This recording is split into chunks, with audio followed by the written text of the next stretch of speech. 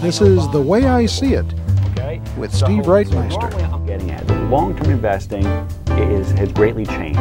Well, I should. I'm putting my money where my mouth is. Each week, Steve shares his unique perspective with us on a wide variety of investment and financial topics in order to help you, the investor, chart the best course toward profits for yourself.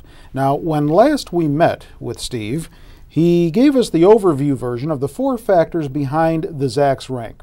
And so now, for the next few subsequent episodes, he's going to go in depth into each of those 4 factors in order to help you improve your understanding and hopefully your application of the Zacks Rank stock picking system. So without further ado, as they say, we go to Zacks Rank factor number 1, being agreement. Agreement, as we covered last week, and just got to knock out the definition real quick, is the extent to which all brokerage analysts are revising their earnings per share estimates in the same direction. The more analysts are revising estimates upward, the higher the Zacks Rank. And for a lot of people, that's all they really need to know about the Zacks Rank, because they're under the mindset, you know what, the Zacks Rank has worked for me. When it says buy, I buy. When it says sell, I sell, and that's good enough for some people. Right. I kind of liken this to some folks the way they react to cars. Some people just want to get in their car and drive from point A to point B and be done with it. I'd be one of those. Yeah, and some folks, they need to get underneath the hood. They want to understand how that car works. They work on their cars, on the weekend. It's a hobby of theirs, and they really have to understand the ins and outs of the way it works. Mm-hmm. And so for the guy who needs to get underneath the hood, that's what this today's commentary is about, and the future weeks when we go in depth on the factors behind the Zacks Rank. If you just want to drive your car, if you just want to take the Zacks Rank signals and be done with it, then stop viewing right now. We can save you the time. But for that guy who needs to know, that's what these sessions are all about. Okay. So the key word here then being direction of estimates? Yeah, the direction of estimates is what the key is. And so we're going to kind of show some examples of positive agreement and negative agreement. And in that, it will be very clear what the direction of analyst opinion is. So let's just hop in here. Now, in order to find the agreement section and the upgrades and downgrades of analysts, you first need to go to the estimates page on Zacks.com. Hopefully most of you have already been there. If not, I'm going to give a quick lesson on how to get there. Okay. So here I am on a quote page. In the upper left-hand corner, you'll see there's a drop-down box that once you open it up, we've got a lot of different options of research reports you can get to. Now, this might be intimidating to some, but here again, we are Zacks Investment Research, and the operative word being research, and we have a lot of information to share with folks on stocks, and you can use as little of it or as much of it as you want. So getting down to about the middle of the column here, we see that we have a company report called Estimates. That's where we need to go. That's the one highlighted in blue. Click on that, and it will take you to the Estimates page for any stock you like.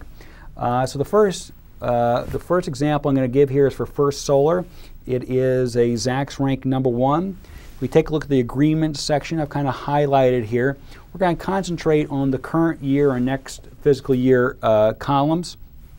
17 analysts have upgraded their estimates for First Solar in the current year, and 14 have upgraded for next year. That is about as good as it gets in terms of agreement, because as you see here, there's no dissension on the current and next year.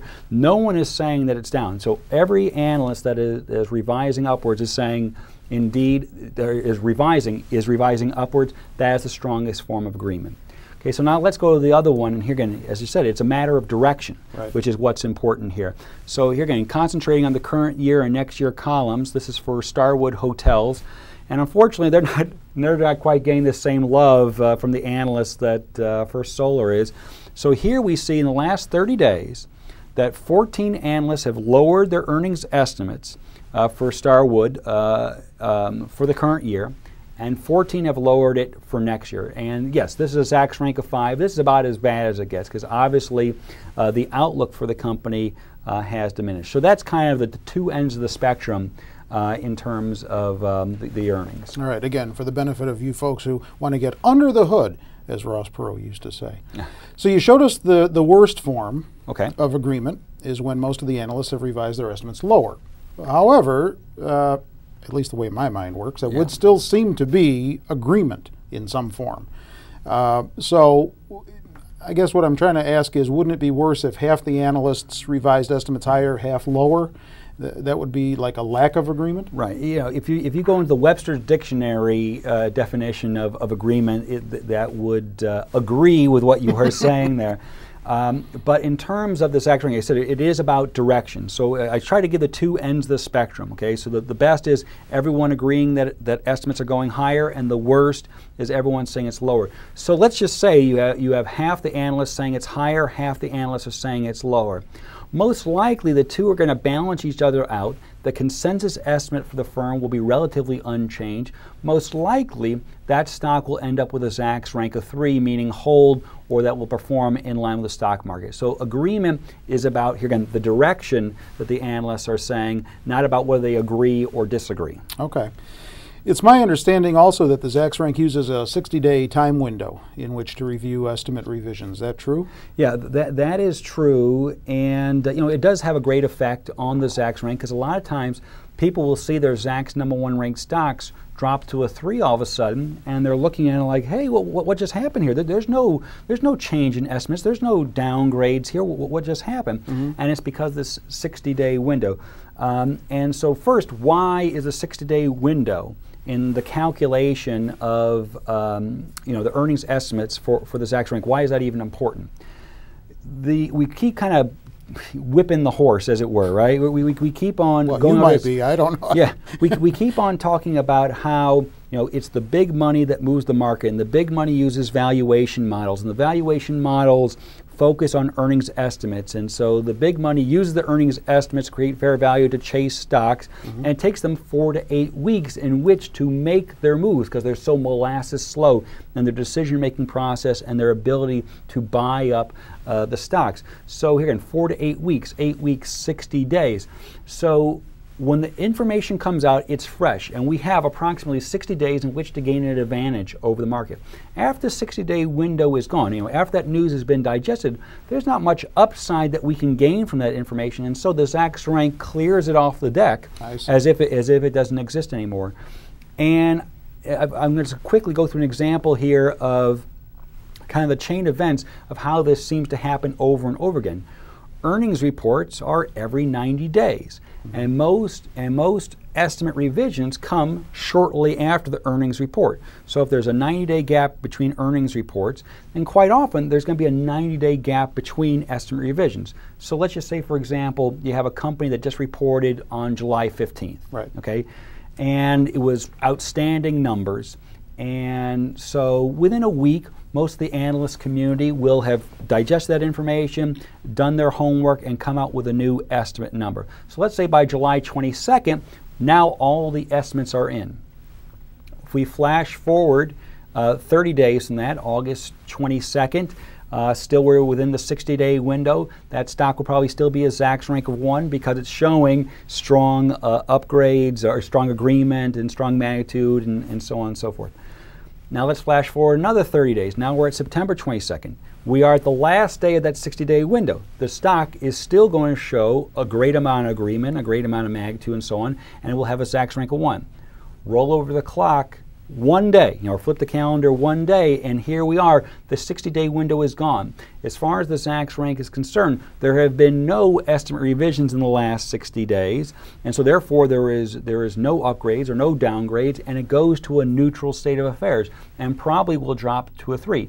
It doesn't mean that the stock is bad. It just means that the investment community has digested the information and that your ability to outperform the market is limited.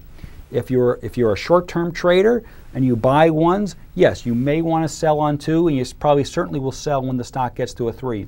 But if you are a long-term investor, falling from a 1 to a 3 is not so bad when it happens in this way, that the 60-day window has expired.